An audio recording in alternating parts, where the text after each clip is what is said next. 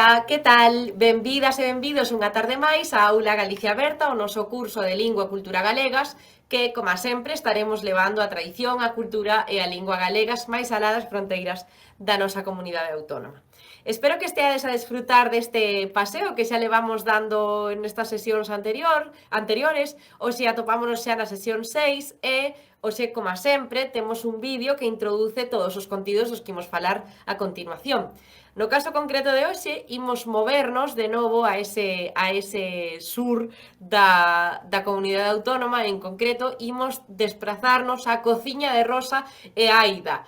Esta cociña atópase en Moscoso, no lugar de Moscoso, en Pazos de Borbén, agora veremos onde se sitúa isto no mapa, e delas diremos que son dúas mulleres moi activas no mundo tradicional galego, son dúas informantes valiosísimas tamén nas recollidas que temos, e ademais elas foron como un núcleo onde se deron lugar pois encontros, entrevistas e moitos seráns. Nesa cociña que ides ver agora nos vídeos. Ao parecer, moitas persoas da cultura galegas, hoxe mundialmente recoñecidas, pasaron precisamente pola cociña e polos saberes de Rosa e Aida e hoxe en día pois poden dar conta do seu bo facer e da súa conservación da tradición oral. Dentro o vídeo, despois seguimos falando.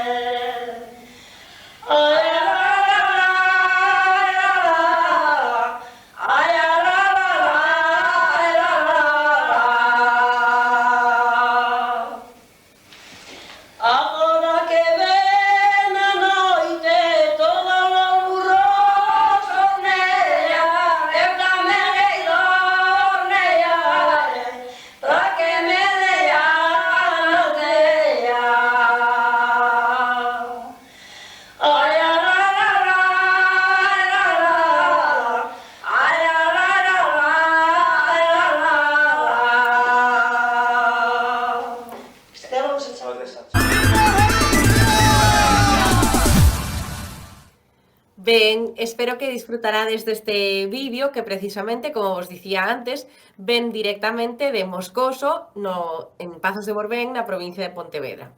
Nesta diapositiva tedes aquí na esquerda un deses lugares que se atopan aí en Moscoso, nos seus arredores, é dicir, en Pazos de Borbén, que é a fervenza de Casariños. Como vedes, a fervenza de Casariños é un entorno natural maravilloso para visitar, pero direivos que hai que ir en época de choiva, porque cando estamos en época de sequía, probablemente a fervenza non baixe así de plena, non? Así que se facedes unha excursión por ali, lembradevos que tedes que ir en época húmida.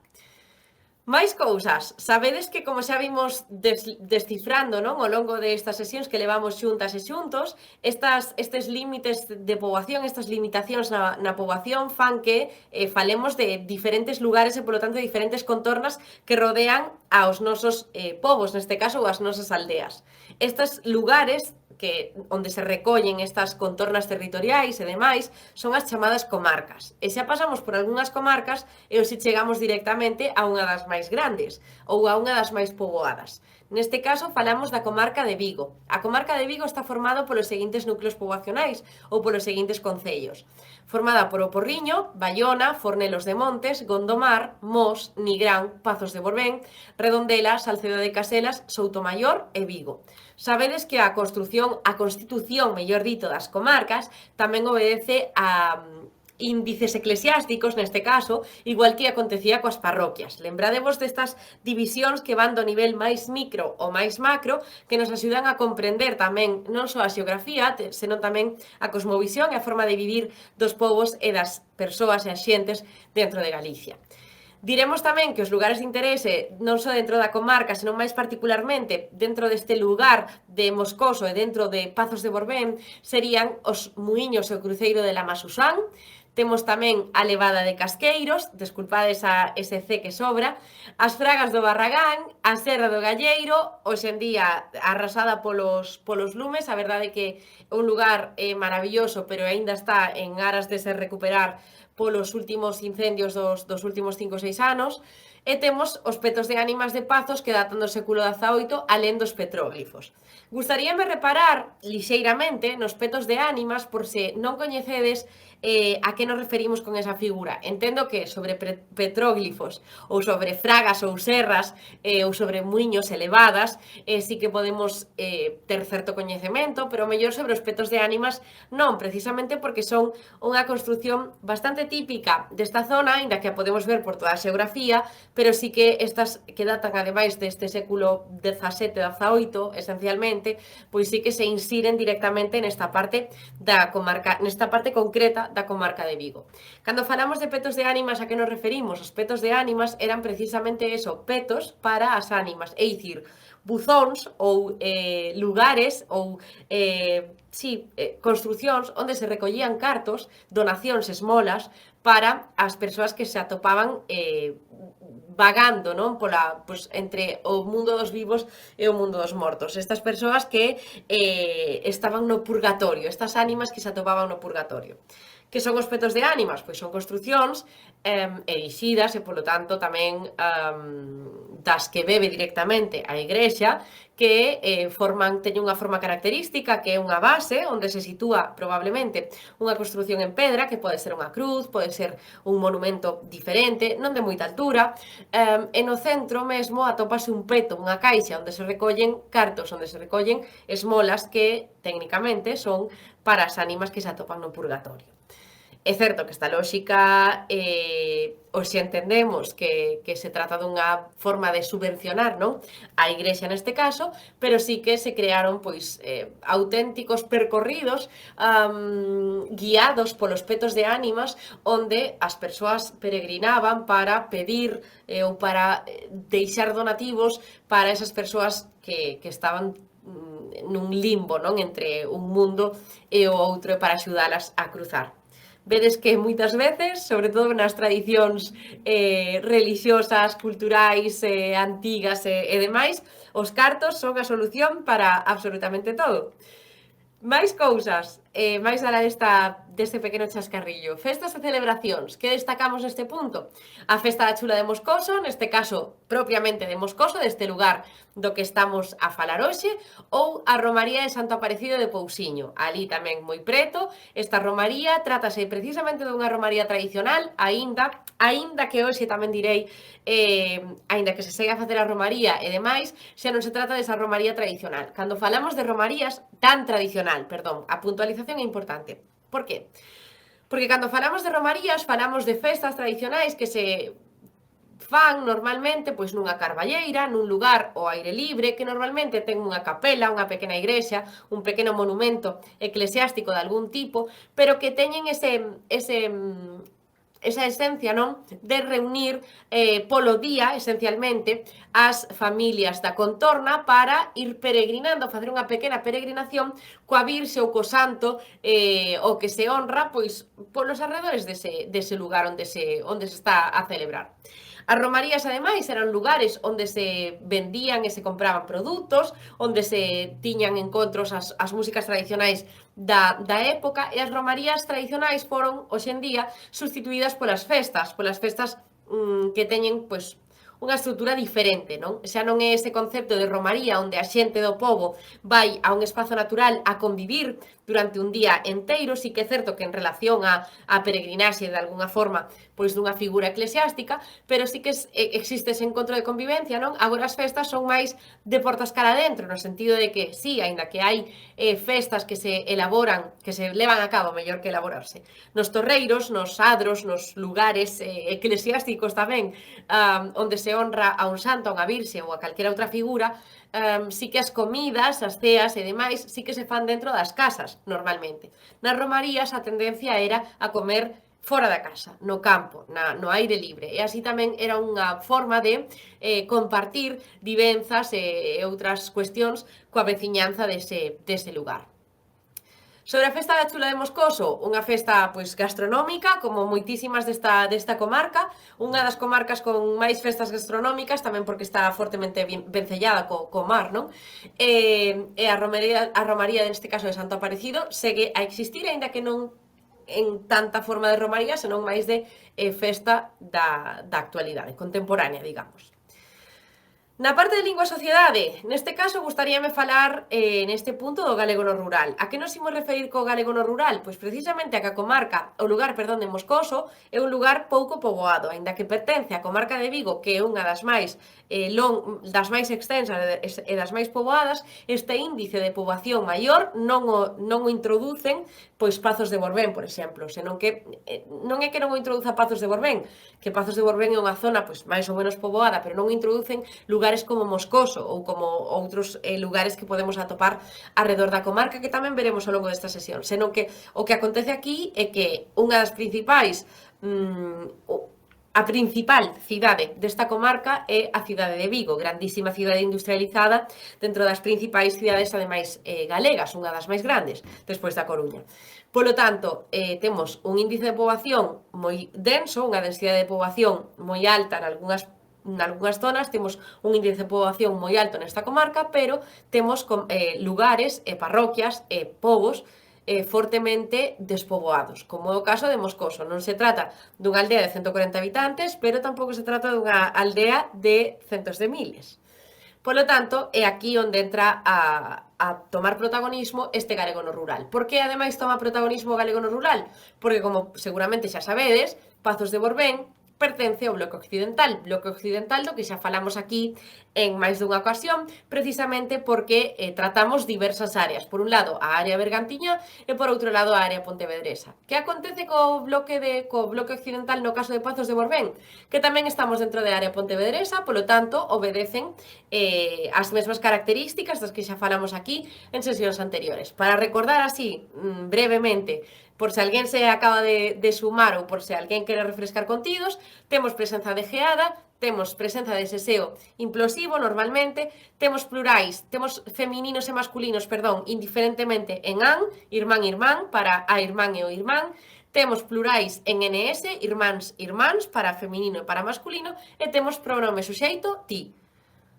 Alén diso, hoxe gustaríame destacar outras cuestións relacionadas precisamente coa lingua e sociedade. A primeira que vos traigo aquí, que as formas lingüísticas tradicionais tenden a conservarse nas áreas máis rurais. Polo tanto, se alguén consulta esa web da que vos falo sempre da nosa fala, poderá ver que se vai viaxando por esas zonas de Moscoso, por exemplo, onde nos atopamos hoxe, de Pazos de Borbén, probablemente aí se garden, se conserven zonas tradicionais que non están, polo tanto, no galego normativo, incluso que nos poden parecer completas descoñecidas, non, para o galego que utilizamos hoxe en día. Por que?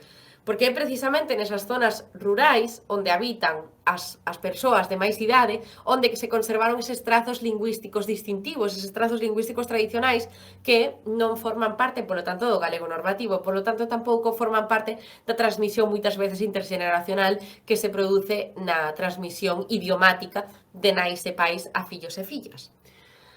Polo tanto, que esta sexa unha zona rural non só incide directamente en que ao mellor se conserven aí esas formas lingüísticas máis tradicionais, senón que falamos dunha situación sociolingüística concreta. Que pasa sociolingüísticamente nas zonas máis rurais ou máis despoboadas dentro de Galicia? Que hai un maior uso de galego. Por que? porque as zonas que están máis afastadas das cidades, neste caso, pois son as zonas que teñen unha maior conservación do idioma galego. Non é porque exista exactamente unha conciencia de conservación do idioma, non é exactamente iso, senón que se trata de que a poboación das zonas rurais está fortemente envellecida. Polo tanto, as persoas maiores son as que conservan, as que levan aínda hoxe o importante labor de gardar, resgardar e coidar o idioma, non? Polo tanto, a situación sociolingüística de Pazos de Borbén, en concreto de Moscoso, é unha situación propia do galego rural, coa excepción de que as novas xeracións que teñen lugar en Pazos de Borbén, tamén en Moscoso, xa están proximísimas á inferencia, á influencia, neste caso de Vigo, a grandes cidades. Que pasa no caso de Vigo? Cidade fortemente castelanizada, fortemente castelanfalante, case nos 4 costados. É moi difícil atopar galego en Vigo, polo menos no día a día, non?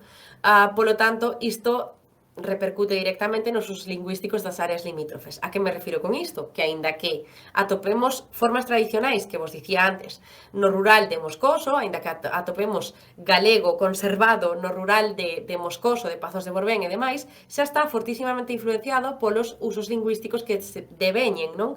Da cidade de Vigo. Polo tanto, son lugares que están fortemente castelanizados, o que significa que as novas xeracións de Moscoso, de Pazos de Borbén, deste lugar do que estamos a falar hoxe, aínda que falemos de galego no rural, xa están fortemente castelanizadas. Que significa isto? Pois significa unha alerta, unha alarma importante que tamén pon de manifesto o último informe que se fixo en Galicia nos últimos meses sobre o uso da lingua galega no noso territorio. Acumulamos outro ano consecutivo, outros datos nefastos consecutivos para o uso do idioma, é dicir, non hai suficiente transmisión interxeracional, non hai suficientes falantes novos de galego, e non só iso, senón que cada vez a comprensión, mellor dito, do idioma galego nas xeracións máis novas é cada vez menor. Polo tanto, algo non estamos facendo ben dende as políticas normalmente de normalización lingüística e isto dá lugar para que a xente como a min, que nos dedicamos ao estudo da sociolingüística e do idioma en Galicia, pois intentemos dende a academia trazar liñas para que a perda de falantes do galego non sexa cada vez maior, aínda maior, e poidamos atallar esta solución dende algún punto. A verdade é que ter estes cursos tamén aquí estas tardes de martes e facervos partícipes da situación sociolingüística que vivimos aquí en Galicia, tamén unha forma de normalizar e normativizar máis alá das fronteiras de Galicia, polo tanto tamén facervos sensibles a esta situación sociolingüística crítica que vimos vivindo dende as últimas décadas ata hoxe.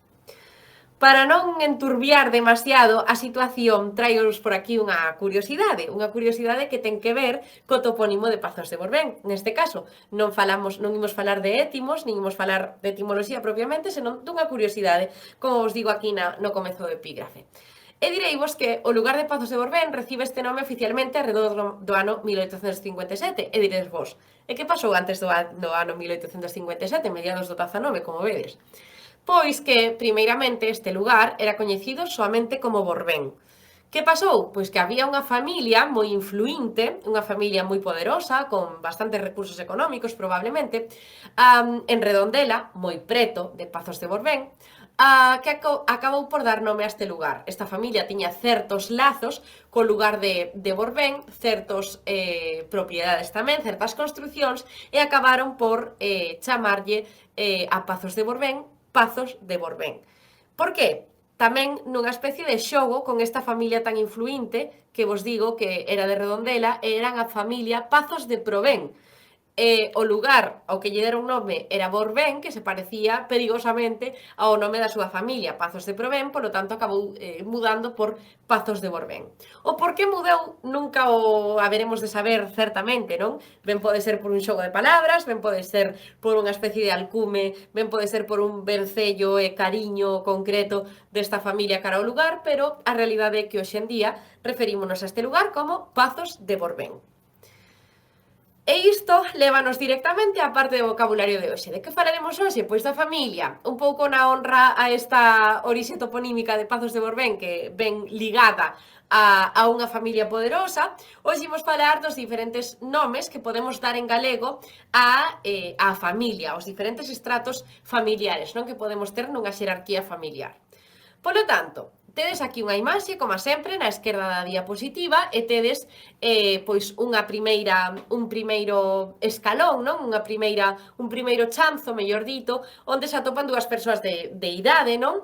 Despois temos no seguinte chanzo dúas persoas máis novas que a súa vez teñen unha descendencia que se liga con outras persoas, non? E a súa vez aparece no último chanzo pois unhas caras de nenas e de nenos, non? Que tedes por aí. Así que imos ir vendo como nomeamos en galego a estas figuras que temos por aquí. O número 1, que sería ese home de máis idade, sería o bisavó. O bisavó que é o pai do noso avó, non? Polo tanto, o avó do noso pai, se queredes. Aquí, desculpade se fago algún lío, porque a verdade é que para min a xerarquía familiar sempre, no que ao vocabulario se refire, sempre foi un reto. E sempre acabo por dicir algunha cousa ao revés. Pero a verse así de forma ordenada, fago que vos me entendades correctamente. Polo tanto, bisavó, o pai do noso avó, sería pois unha das figuras máis lonxevas, non? Que podemos ter nas familias. É certo que podemos ter tataravós, é dicir, os pais dos nosos bisavós, e incluso hai outras figuras como tataravós. Aquí podemos crear unha xenealoxía, un árbol xenealóxico, non? Longuísimo, engadindo ese prefixo tata para ir cara tras xeración, tras xeración, tras xeración. Pero empezamos aquí nos bisavós. O feminino do bisavó sería a bisaboa, ese número 2 que tedes aí, a muller, non? Esa nai da nosa aboa. Temos no seguinte chanzo a figura masculina de avó, o que vos dicía o fillo do bisavó, e temos na figura feminina a aboa, que sería a filla da bisaboa, neste caso. No seguinte chanzo, nas primeiras catro persoas, números 5, 6, 7 e 8, temos o pai, a figura paterna, polo tanto, masculina, o seu feminino sería a nai, a figura materna, e no 7 temos o tío, e no 8 temos o xenro. E agora aquí imos explicar cada unha destas dúas figuras, a ver se eu non me fago moito lío. O tío e o seu feminino tía serían esas irmáns dos nosos nais, das nosas nais ou dos nosos pais. E os xenros serían a figura que as parellas da nosa nai ou do noso pai, o xenro neste caso a parella masculina da nosa nai ou do noso pai, ten en relación cos nosos avós. É dicir, o xenro sería ese fillo político, noutros termos, non? Masculino. No 9 temos a filla política, que sería a nora, é dicir, a parella da nosa tía ou do noso tío ou da nosa nai ou do noso pai en relación cos nosos avós. Isto vai nunha relación ascendente neste caso. Temos no 10 a irmá ou irmán, é dicir, esa descendencia da nosa nai ou pai, que ven sendo de nós, a nosa irmán ou o noso irmán. Fixadevos que a realización do feminino aquí e do masculino normativa fai distinción entre a ou an, e non ocorría así nas variantes dialectais, non sei se vos lembrades, pois, por exemplo, do bloque occidental, que, oh sorpresa, aínda que vos dixen que o galego normativo vivía esencialmente do bloque occidental, en cambio esta realización non se toma do bloque occidental. Por que? Porque o bloque occidental non fai distinción entre irmán feminino e irmán masculino, senón que aúna as dúas, xunta as dúas. E si que temos na galego normativo unha diferenza. Irmá feminino faise sen realización de N final e irmán masculino si que se fai coa realización co sufixo an, a-n. Mais vocabulario, temos no 11 a relación nosa cos fillos e fillas das nosas tías e tíos, serían os nosos primos ou primas, ou curmás e curmáns. Neste caso, tamén vede que cambia a realización feminino-masculino. E no 12 temos a sobriña ou o sobriño, que sería a relación que ten ese primo ou prima noso coa nosa nai ou pai. Vedes que aquí neste caso volve ser unha relación ascendente, a que teñen non con nós do lado, senón coas nosas nais ou pais. Se non quedou algo claro ou se hai algunha dúbida, aproveitade para poñermo en comentarios e así podemos disolver todas estas posibles confusións que poidan xerarse en relación co vocabulario relacionado coa familia ou con calquera outra cousa. E xa para ir rematando, chegamos á recomendación de hoxe. Xa vedes que as recomendacións están sendo ben diversas e hoxe traémosvos un recurso que estou segura que se non coñecedes vos vai gustar. É un recurso que tedes en liña, é un recurso para ver programas, series e outros moitos tipos de entretemento que se chama A Galega. Como podes acceder a Galega? A Galega podes acceder co enderezo electrónico www.agalega.gal. Está aquí tamén pendurado, se queredes despois tamén vos deixamos os enlaces nos comentarios e que saibades que aquí podedes acceder a series feitas íntegramente en galego, a programas en directo tanto da Televisión de Galicia como da televisión da TVG2, da Radio Galega e demais. Hai tamén unha oferta concreta de películas, non só de series, e de informativos tamén, por se alguén pois quere estar ao día das novidades aquí dentro da comunidade autónoma, observadas dende fora, sexa cal sexa a parte do mundo dende a que nos vedes.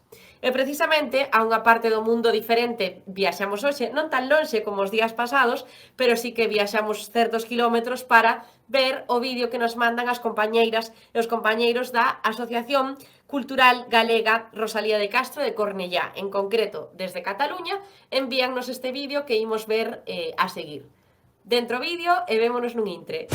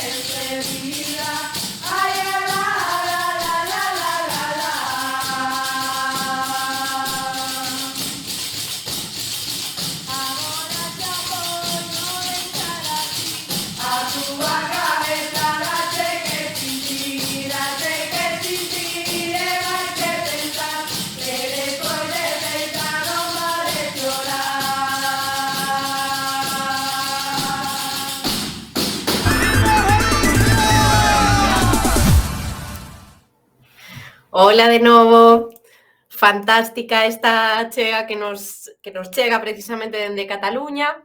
Espero que a desfrutarades tamén, que esteades a desfrutar destas tardes de martes.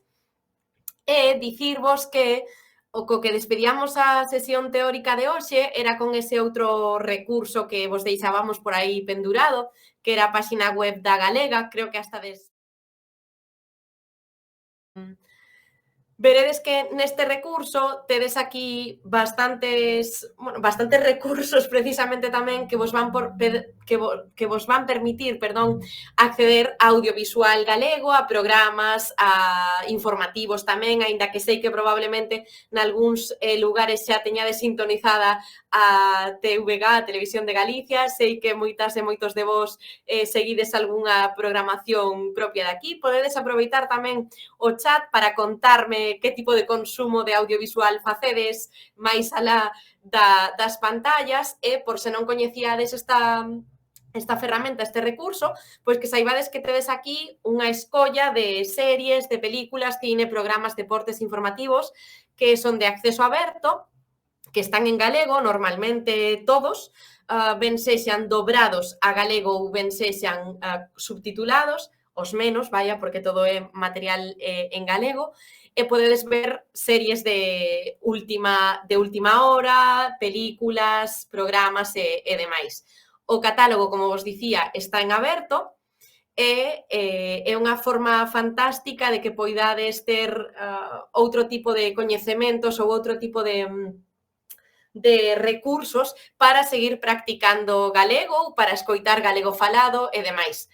Aquí atópanse os directos, non? Tedes a Televisión de Galicia, a Televisión de Galicia 2, tedes a Radio Galega, non só podedes escoitar en directo, senón que tamén podedes despois acceder a posteriori a estes contidos. A miña recomendación é que pois gardedes este tipo de recursos en favoritos, por exemplo, e así, cando que irades consultalos, sempre podedes volver sobre eles.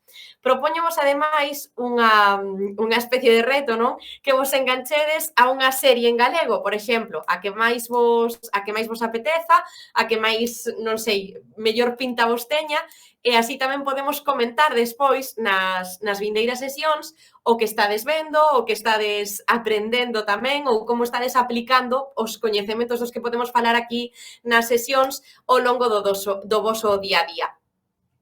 Nesta liña, quería dicirvos que todas as cuestións de vocabulario coas que imos introducindo aquí nas sesións do martes, tamén sería bo que intentarades atopar espazos, lugares, comunidades de práctica onde poidades empezar a practicar precisamente este léxico en galego, non? Sei que, aparte destas sesións aquí dos martes, sei que moitas e moitos de vos tedes comunidades galegas coas que compartides inquedanzas, historias e demais, e igual un bo reto tamén propoñervos falar en galego, aínda que sexa un día a semana ou que fagades coloquios, comunidades de prácticas, como vos dicía antes, para poñer o galego en funcionamento, non? Máis alá das fronteiras aquí da propia Galicia. Neste caso, xa levamos varias sesións, polo tanto, xa tedes bastante vocabulario, no sentido de que sabedes que xa vai tematizado, entón podemos cubrir bastantes ocos dun mesmo campo semántico moitas veces con este vocabulario do que imos falando aquí os martes. Tamén vos vou propoñer unha cousa de cara ás vindeiras sesións, especialmente a próxima, que vaiades facendo as vosas presentacións, que vos vaiades presentando a través do chat e así ímonos coñecendo. Como este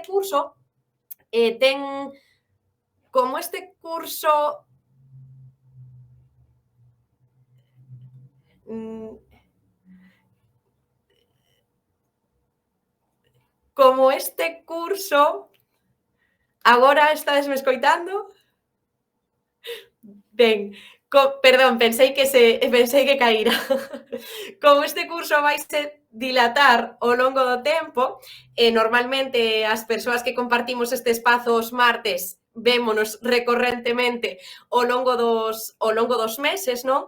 Paréceme interesante que vayamos preparando as nosas presentacións, paréceme boa idea que vaiades preparando, as vosas presentacións e así facemos outra utilidade nova nestes coloquios que sería a de poñer en práctica tamén a gramática escrita. Sabemos que igual non podemos comunicarnos de forma oral, por eso vos digo que atopedes ou que busquedes, mellor dito, esas comunidades de práctica, para poñer en funcionamento o galego oral e podemos aproveitar estas sesións de coloquio, estes minutiños que temos despois das clases, para crear práctica escrita. O primeiro reto sería este de presentarnos. Intentade contarme un pouco de onde vides, o que facedes, cousas que consideredes interesantes da voso día a día e así tamén establecemos un diálogo que ás veces parece que non temos diálogo directo, non? Entón, así é unha forma tamén de romper o xeo. Non sei se temos algún comentario, contádeme. Moita morriña, dinos Lili. Miña avoa nas festas familiares tocaba pandeireta. Dende Valcarce, supoño, Argentina. Moitas grazas pola chega, Lili, fíxate que sí, efectivamente, a pandeireta, como xa estamos vendo probablemente, como xa sabíades, non? É un instrumento moi democrático, no sentido de moi popular, polo tanto, moi accesible, dende todos os estratos sociais, neste caso de Galicia, pero tamén de outros lugares, non? Non só iso, senón que, ademais, a pandeireta de inicio, sí que, como dicides, ou como temos comentado xa noutras ocasións, sí que estaba máis predominantemente utilizada polas mulleres, non? Así como outros instrumentos máis melódicos, como poden ser a gaita, como pode ser a zanfona, ou algún outro instrumento que se utiliza na tradición musical galega, estaban máis masculinizados, a pandeireta non é así, non? Sí que foi históricamente territorio feminino, se queredes. Entón, claro, é normal que as vosas aboas, probablemente as vosas bisaboas e incluso vos, coñezades e toquedes tamén a pandeireta. Algunha outra cuestión imos pasando. Imos ver o que nos dicides por aquí. A ver. Mentres vamos cargando os comentarios, tamén podedes aproveitar para comentar que tal pasastedes a semana pasada, que tal, por exemplo, podemos comezar a falar tamén do tempo, que o faremos nas vindeiras sesións. Por exemplo, aquí nós estamos entrando na primavera, xa entramos hai uns días, pero aínda temos este tempo típico, non, de Galicia, no que aínda que esteamos prácticamente a finais de abril, pois seguimos con choiva, con días así bastante fríos, e claro, seguramente isto choca completamente co tempo que esteades a ter vos aí ou co cambio de clima o que vos esteades aproximando, non? E sí que temos máis comentarios, agora non los pasan. Aproveito tamén este impás para vos recordar que, seguro que xa facedes uso deles, pero por se acaso, lembrade que, sobre todo as persoas que sexades novas, que vos acabedes de incorporar, ou calquera outra que ao mellor non o coñecera, lembrade que todo este material co que traballamos aquí e todas as clases, todas as aulas que aquí presentamos, están recollidas na páxina web de Aula Galicia Aberta. Nesta ocasión, tedes que entrar no curso do ano 2025, curso de Lingua e Cultura Galegas, e aí teredes non só a grabación das sesións, senón que tamén tedes acceso aos PowerPoints, as presentacións en PDF que empregamos aquí na clase. Funcionan como un esquema, como un esquelete que vos vai axudar a, de alguna forma, repasar os contidos dos que eu vos podo falar aquí, que podedes completar, podedes imprimir, e, sobre todo, teñen recursos enlazados, teñen links que vos levan a outros recursos que podedes empregar para seguir mellorando ou seguir aprendendo en lingua e cultura galegas. Neste caso, o recurso desta semana é esta páxina web de A Galega, por iso, se alguén quere consultala, pode acceder directamente dende a presentación do día de hoxe, 22 de abril, pode acceder dende esa presentación no link da última das diapositivas, onde pon a recomendación. E isto funciona así en absolutamente todas as presentacións que teñades ao voso dispor.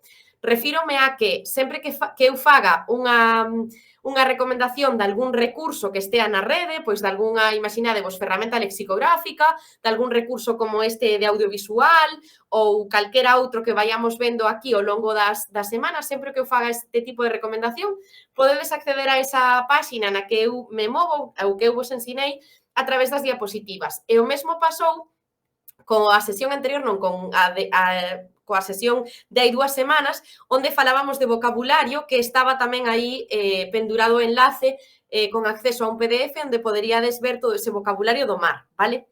Simplemente a modo de recordatorio, mentras nos pasan o seguinte comentario. Dínora dinos, eu vin moitas series na galega.gal, agora estou vendo a serie Lucy, é moi divertida. Vale, pois fixadevos que eu esta serie non a vin, así que pois se ma recomendades tamén podo pasarme por ela, e así tamén temos outra cuestión que comentar aquí. Falaremos tamén de audiovisual galego nestas sesións, así que aproveitaremos tamén para ver que coñecemos cada quen. Fixadevos, aproveitando un pequeno apuntamento gramatical do comentario da persoa que do comentario último que acabo de ler, direivos que o galego, a lingua galega, seguro que ao mellor moitas e moitos de vós xa o coñecedes, pero en galego lembrade que non hai tempos compostos. Refírome a tempos compostos con estes que se crean co auxiliar do verbo haber máis coa conxugación do outro verbo principal. Falo en concreto de he visto, que sí que en lingua española temos este tempo verbal, pero en galego non temos esta conxugación.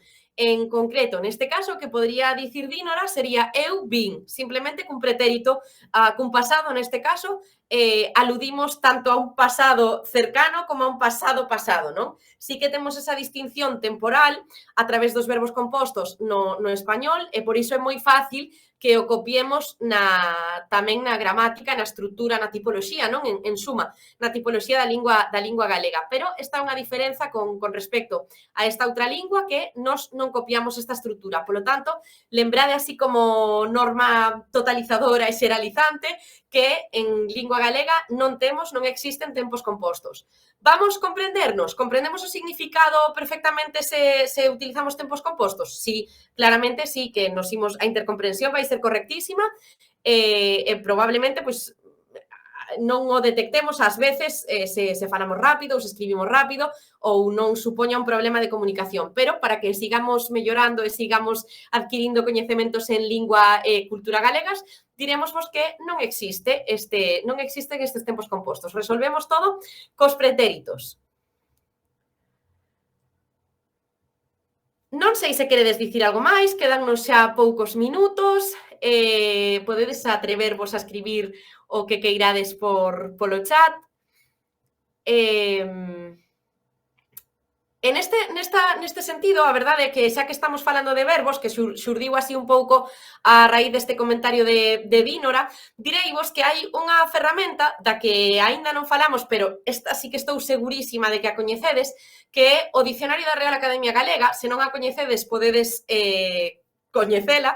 O Dicionario da nosa Academia das Letras, digamos, o Dicionario da Real Academia Galega, o RAG, RAG, ten unha opción que é un conxugador. Verémolo nalgúnha sesión posterior. O conxugador de verbos o que vos permite é ver como é a tipoloxía dos verbos en galego. E funciona de forma moi sinxela e moi, a verdade que intuitiva, que ao abrir o dicionario en liña, o Dicionario da Real Academia Galega, tedes unha pestana para introducir a vosa búsqueda e aí poñedes un verbo, imaginade o verbo xantar, non? E se lle dades a opción de conxugar, saenvos directamente todos os tempos verbais. E aí poderedes ver como tipolóxicamente, como se conforman as conxugacións dos verbos en galego. A verdade é que é algo co que podedes fedellar tempo e perder tempo aí para observar como son as conxugacións e, sobre todo, é interesante cando temos verbos irregulares, non? Dos que tamén falaremos aquí nalgúnha ocasión, porque aí sí que se dá moito cambio na estrutura interna, non, dos verbos neste caso. E se alguén está interesada ou interesado no funcionamento, neste caso, morfolóxico dos verbos en galego, esa é unha moi bo pasatempos.